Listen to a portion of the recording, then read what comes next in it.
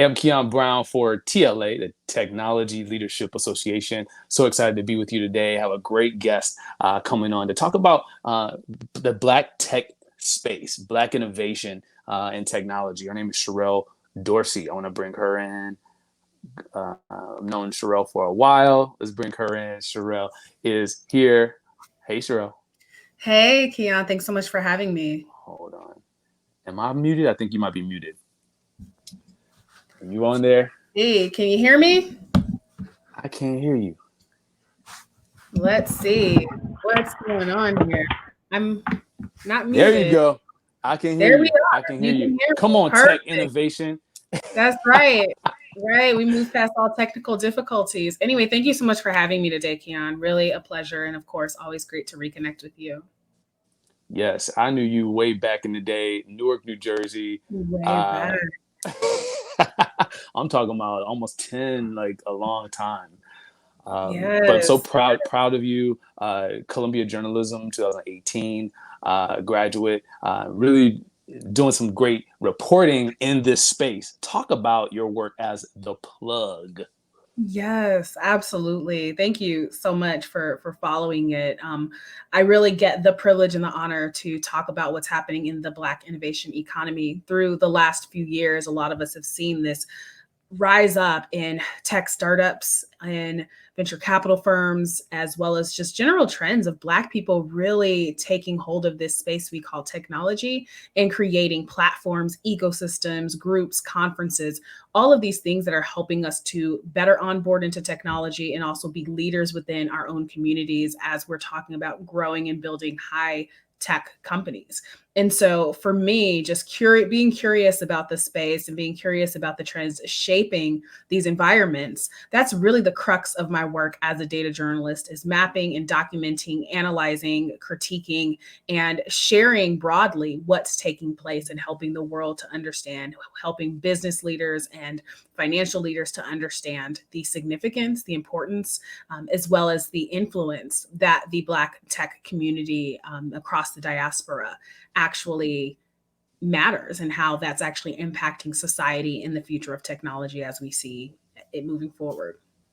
And can you talk quickly about, I see on your website you talk about smart reporting on Black innovation. What does that look like tangibly for the viewer?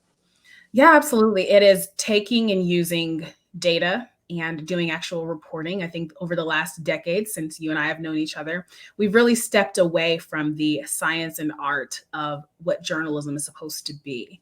We've sort of taken this blog, media, quick hit, clickbait, 280 characters or less format, and we have called that news, and we've stripped away the responsibility and the ethics around actual reporting, getting people on a phone call, asking for verification, fact checking.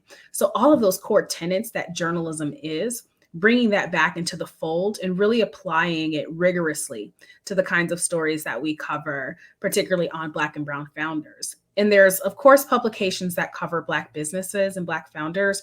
But at the same time, part of the challenge, again, is newsrooms are shrinking, not having enough time to really investigate what's happening and shaping storylines that are meaningful, that are thoughtful, and more than just kind of a copy and paste of a press release.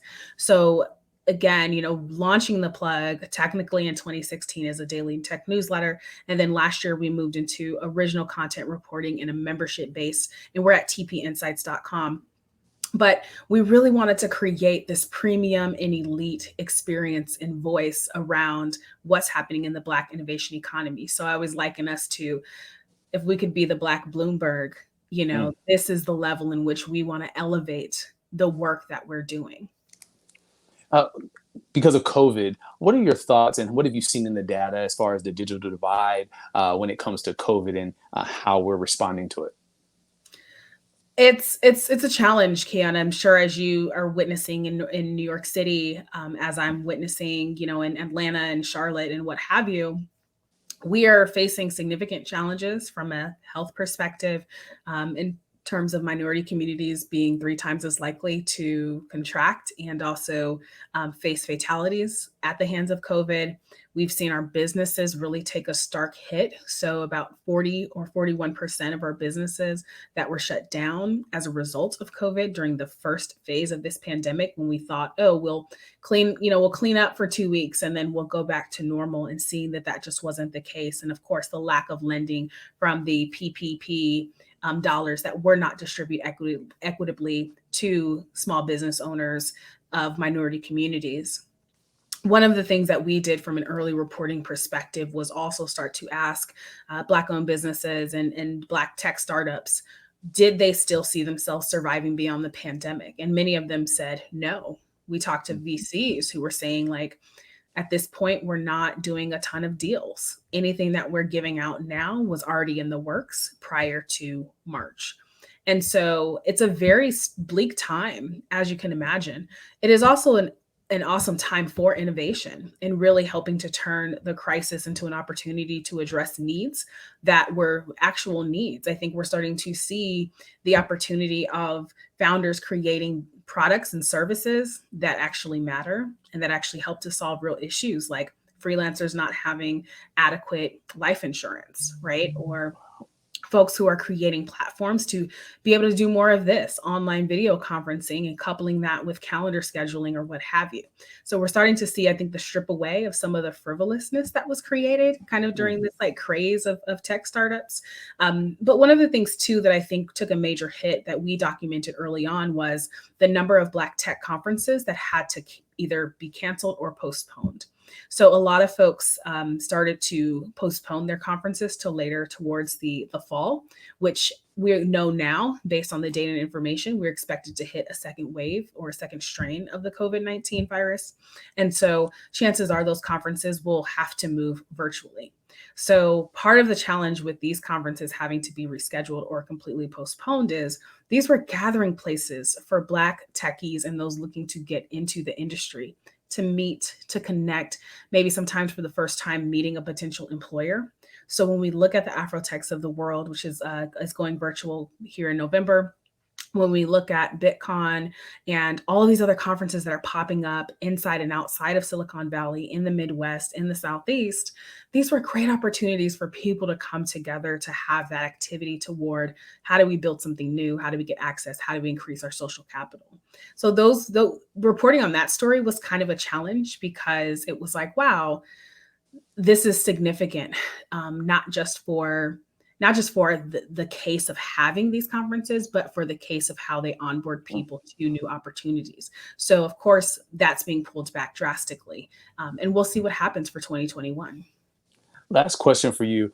For those people who are being thrown into technology for the very first time because of this, I think of moms and parents who are now, trying to work from home and then provide instruction.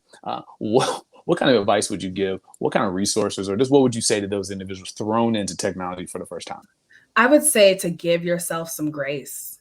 Really, it's a lot to learn in a short period of time. It's a lot to adjust to in a world that has become abnormal, and every day completely changes. And so it is just try to learn one thing and master one thing at a time, and ask for help when you need it. Ask some of the younger generation, ask a neighbor maybe for a tutorial.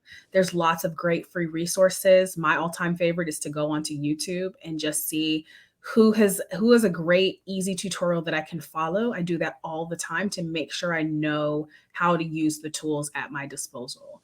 And again, I think that there's just nothing wrong with like taking a minute to slow down, learn the system, know what's going to be important, know what's just kind of extra. But give yourself some grace. No one expects you to have it down pat. It is a process. And I say, make sure you mute your phone when you're not speaking on Zoom calls. Yes, definitely.